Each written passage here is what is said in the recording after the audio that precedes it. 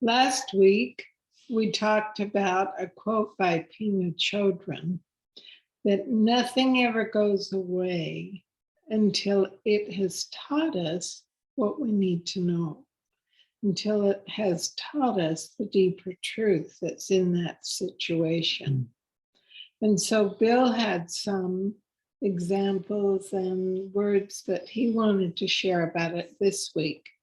Yeah, I really like what Connie shared last week about really meeting the experience, being open to see what's new in a situation, so that space can clear within us to see the truth. You know, could it be that the universe, universal intelligence, is always bringing things into our lives for us to deepen, to grow and expand, rather than what looks sometimes like a punishment.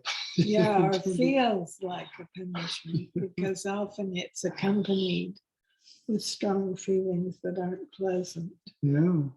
I guess that's the nature of the alarm bell. It doesn't feel good.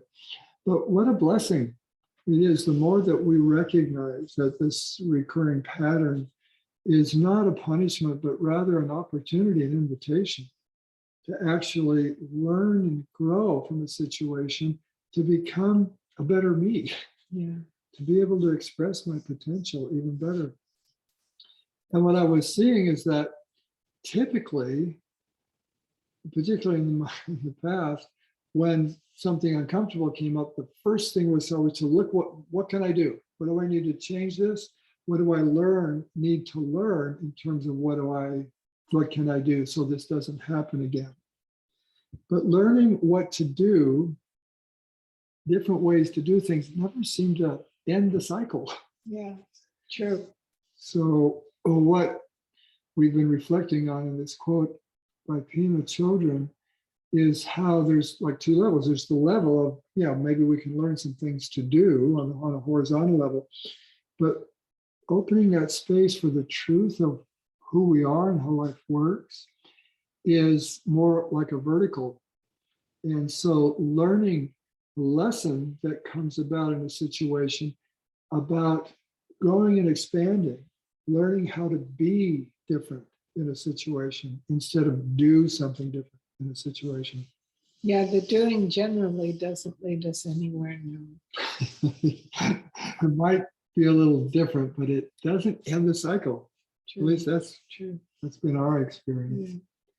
Yeah. And what comes to mind, just to share with you an example from my life, our life, is how when Connie and I first got together, and I was so in love. I can't tell you, it was just the most beautiful thing.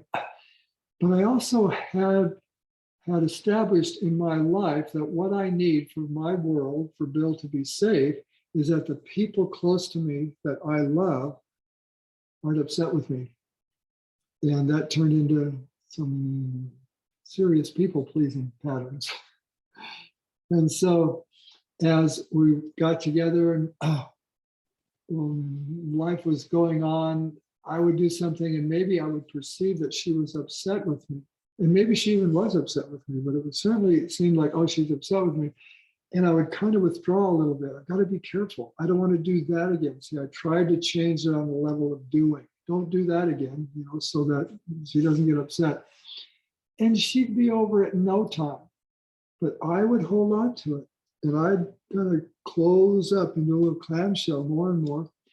And after about 6 months, I wasn't real present with her. And what's so beautiful about Connie is that she won't tolerate that. She would literally take me sometimes by the collar and say, "Where are you?" Because you can tell when somebody's checked out, right? But I was just trying to play it safe and interact with her in a way that made sense to me. So this would go on about every 6 months. And I would try to figure out what to do so this didn't happen again, but it would always happen because I hadn't changed the way I was being.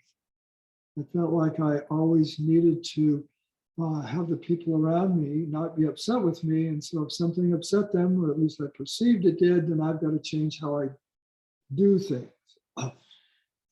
And so one time we got to a place that actually met a new teacher that we were with. And some of the things that he had shared with us had really opened me up a lot to not be so afraid of my experience. So if I perceived that Connie was upset, I didn't go into quite the same degree of people pleasing or withdrawal to try and be safe.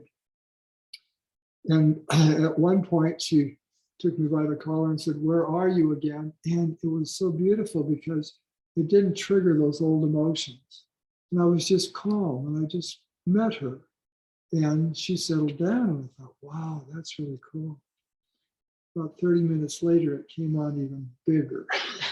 Like, where are you?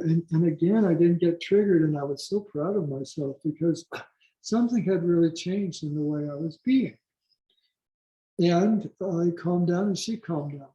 And it was really amazing. And so then we somehow ended up sitting on the bed and I think we were both reading different books or something. And then she came at me again and she just grabbed me by, I had a sweater on, she grabbed me, she was shaking me, "Where are you?" And I heard the seam rip in that sweater and that just triggered me and I went off. "You want to play that way?" I said, she had a blouse on and I literally, I ripped her blouse. And when her blouse ripped, she ripped my sweater more. And I don't know, it didn't take long, did it? No. 30 Quick. seconds. I mean, we didn't have anything on top. And, it was crazy enough that we did actually start laughing at each other. But on reflecting, I felt so ashamed at what I had done, that I had lost my temper to that degree. And that was one of my biggest fears, that I could lose my temper. I could get angry to the point where I did something inappropriate, that I just, lost all reason, because that's what happened. I just was ripping. And so I was really scared by that and really felt like there was something wrong with me, that, I couldn't control myself. So I needed help. So I should go get some help. And thought about psychiatry, but I'd been through some sessions with psychiatrists and psychotherapy, and it never really did a lot. So I thought, well, I'll take it to this teacher that we're sitting with, because he seemed to really somehow help me in my relationship. A spiritual teacher. Yeah, spiritual teacher. And I was really scared to do this because I felt like in exposing myself to being so out of control that I would just shatter the image that I was trying to project to everybody about what a good person I was. Yeah.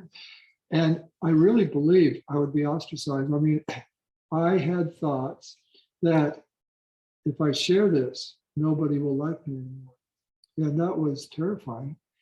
But more terrifying was not resolving this issue about losing my temper and coming to terms with that.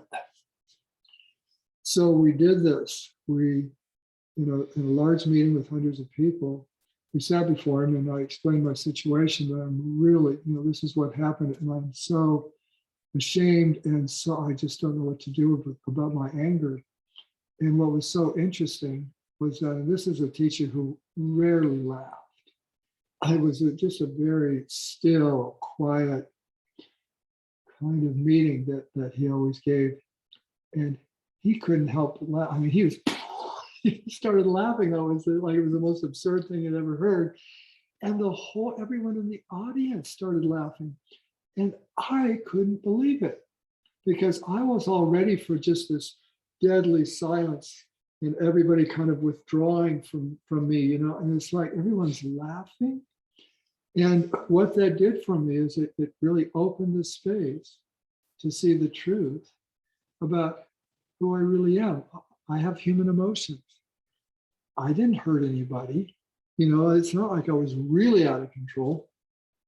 And what's so interesting is that in that space opening and seeing the truth of that whole experience, I learned how to be different, how to not be afraid even more deeply of my experience.